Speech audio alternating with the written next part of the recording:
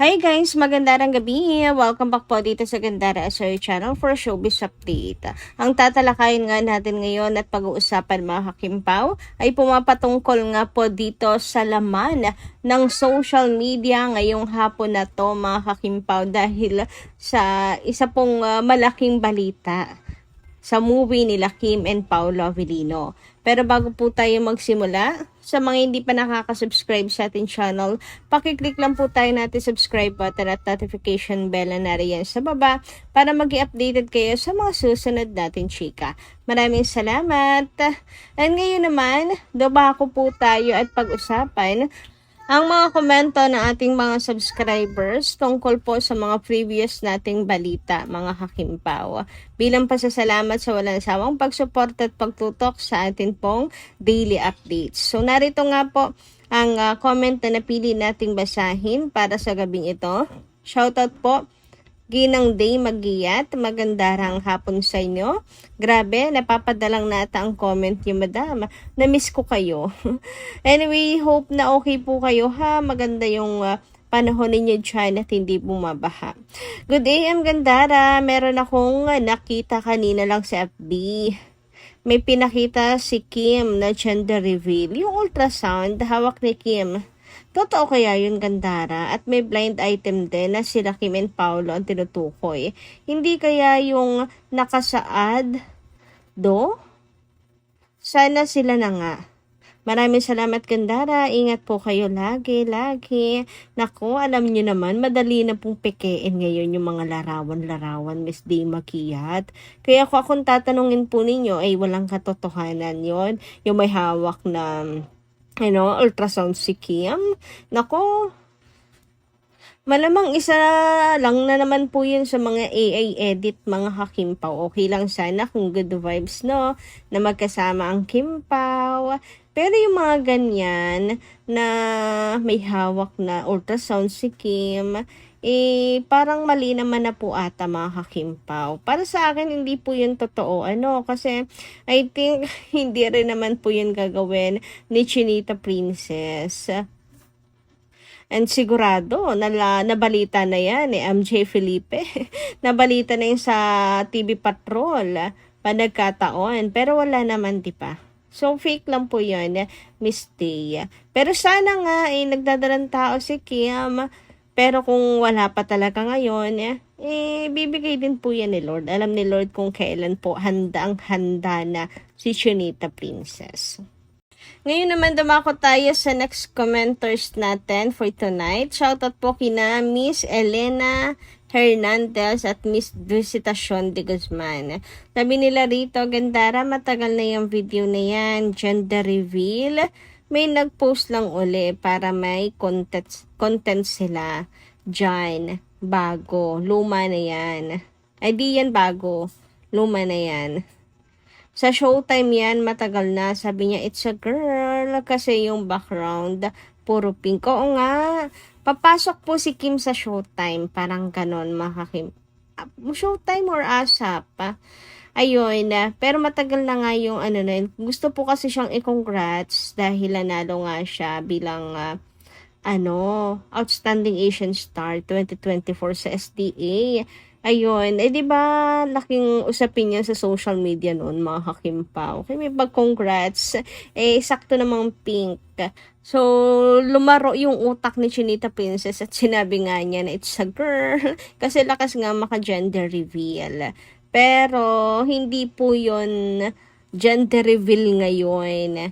Pinost lang nga po ulit yun para, ewan ko, sinasakyan yung buntis issue siguro, mga kakimpaw. Alam niyo naman, dami pong madali pong mauto sa ganon. Pero matagal na yun talaga yun siya. Well, tayo naman po mga Kimpaw Lanches na laging updated kay Kim and Paolo Avellino, hindi na po mauuto sa ganon, di ba?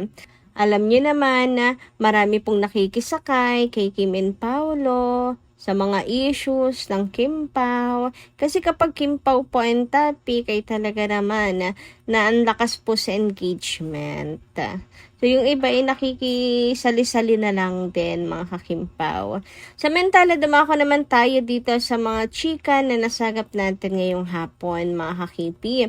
At unahin na natin pag-usapan itong araw pong magsasalita na ang Kim Pao sa issue ng kasal. Ayan, 'di ba si Christopher Min, nilinaw nga po niya na hindi totoo ang kasal nila Kim and Paolo sa US. Wala pong may papakitang pruweba. At kampo ni Kim Chu, pamilya ni Kim ang nagsabi na hindi totoo mga kakimpaw. Yung pagkakaintindi ko sa vlog ni Christopher Min, kumbaga napagtagpi-tagpi lang daw na nagkita si Paolo at ang family ni Kim with brothers, sisters, and Daddy Chu. Then ganun din po ang pamilya ni Paolo Avellino kay Kim. Kaya iniisip na mayroon pong pagpupulong na naganap. Pero wala daw pong may papakitang pruweba. Nakasal sa US, mga kakipi. So ano kaya itong lilinawin nila Kim and Paolo Avellino at pagsasalita na sa issue ng kasal? Sabi po dito sa write-ups mga kakimpaw ng Showbiz Buzz, Kim at Paolo magsasalita na nga ba sa issue ng kasal? Muling nakatutok ang mga tagahanga kina Kim at Paolo matapos lumutang ang posibilidad na muling masalang ang dalawa sa isang interview. Dahil dito maraming umaasa na magkakaroon sila ng pagkakataong magsalita tungkol sa mga isyong matagal ng pinag-uusapan ng publiko. Isa sa mga pinakainaabangang paksa ay ang patuloy na kumakalat na balita tungkol sa umano'y kasal. Bagamat marami espekulasyon na lumalabas, nananatiling palaisipan sa kanilang mga tagahanga kung ano talaga ang katotohanan sa likod ng usaping ito. Kung sakaling mapunta sa nasabing interview ang usapin tungkol sa kanilang relasyon at personal na buhay, tiyak na magiging sentro ng atensyon ang magiging sagot ni Kim at Paolo. Marami ang umaasang maging direkta at malinaw ang kanilang pahayag.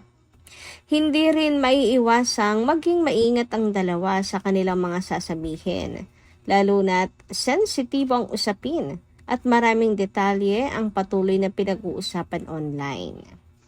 Gayunpaman, maaaring maging pagkakataon ito upang marinig mismo mula sa kanila ang kanilang panig. Para sa kanilang mga tagahanga, malaking bagay na ang magkaroon ng pagkakataong marinig ang dalawang personalidad tungkol sa mga balitang matagal nang umiikot, lalo na kung may mga katanungang hindi pa nasasagot hanggang ngayon. So ayan mga kakimpaw, maraming umaasa na kung sakali nga ay sumagot po ng diretsahan sina Kim and Paolo. Ngayon naman dumako po tayo dito sa buntis issue kung saan totoo nga raw po ang chismis na si Kim Chu ay buntis na. Paolo Avellino, ama ng kanyang pinagbubuntis. Hoy, grabehan naman nga itong chika ni kapamilya online world, mga kakimpaw. So, ang tinutukoy po kasi niya dito na buntis si Chinita Princess ay ang gagawin po nilang pelikula, mga kakimpaw. Kasi naglabas nga po ang Quantum Films ng teaser, ng picture, mga kakimpaw, na may kinalaman sa ginagawang movie nila Kim and Paolo na A Perfect Marriage. So, makikita nga dito na tila ba buntis nga ang karakter ni Kimi dito. Sabi dito, totoo ang chika, Kim Chu buntis. Tila kumpirmado na ang pagsasamahang balik pelikula ng Kim Pao matapos maglabas ng promotional photos sa attorney Joji, creator of Quantum Films. Promotional picture pala, hindi pa pala yan teaser. Napaka-excited lang ang peg para sa upcoming movie nila na A Perfect Marriage. Dahil sa naturang photo, makikita ang isang lalaki na nasa harapan ng tiyan ng isang babae na nagpapahiwatig na buntis ang naturang babae. Bukod sa kamukha ni na Kim Chiu and Paula Avellino ang nasa photo, ay nakatag din sila sa mga post ni Attorney Georgie. Ito ang balik big screen ng dalawa matapos ang successful movie project nila na may Love Will Make You Disappear. So, ito yung pinatutungkulan ng mga kakimpaw ng buntis na si Kim Chiu. So, sa pelikula nga lang pala mga kakimpaw, sayang naman. Muntik pang magkatotoo mga kakimpaw. Pero ganun pa man, happy pa rin po ang mga Kimpaw Lanjas. Kasi syempre, diba, mayroon pong project ulit sina Kim and Paula Avellino. Kung saan, mukhang napakaganda pa ng kwento mga kakimpaw. Kasi kwento pa lamang, makakatch ka na . Sa picture pa nga lang yan mga kakimpaw. Grabe na yung lungkot. Lungkot na agad yung dala nito mga kakipi. Parang bittersweet yung istorya nito na talagang may-excite kang panoorin kung ano ang magiging kwento ng pelikula na to mga kakimpaw. Grabe, another masterpiece na naman to ni na Kim and Paula Avellino. Uy, grabe, nakaka-excite naman. Ang lakas ng promotional photo na to ng Quantum Films mga kakimpaw. As in, kwento, kahit hindi mo isipin kung sino yung bida, talagang panonoorin mo mga kakimpaw . Tapos Kim and Paolo pa nga. Sabi ko nga, the story itself, title pa lang, plus the star factor, the star power, siguradong tatabo sa takilya mga kakimpaw itong pelikula na to.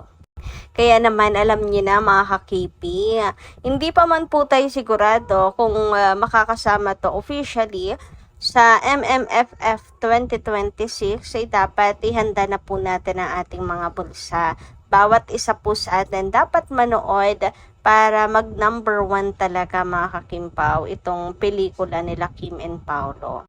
And saka nalala nyo ba yung sinabi ni Coco Martin? Si Kim at saka si Paolo talagang kapag sila po ang may proyekto siguradong maganda kasi lahat ng ginagawa nila mga kakimpaw ay talagang pinipili.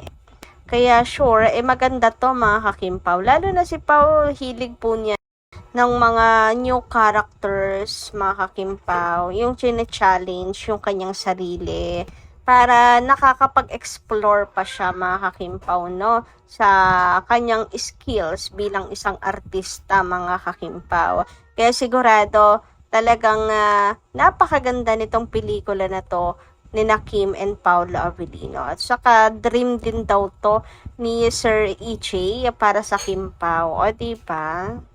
Kaya naman dapat talaga ay mapa-box office hit natin yan. So, yun lang po muna ang ating update. Maraming salamat po sa pakikinigan. Kita kas po muli sa mga susunod nating chika. Maraming salamat at ingat po palagi.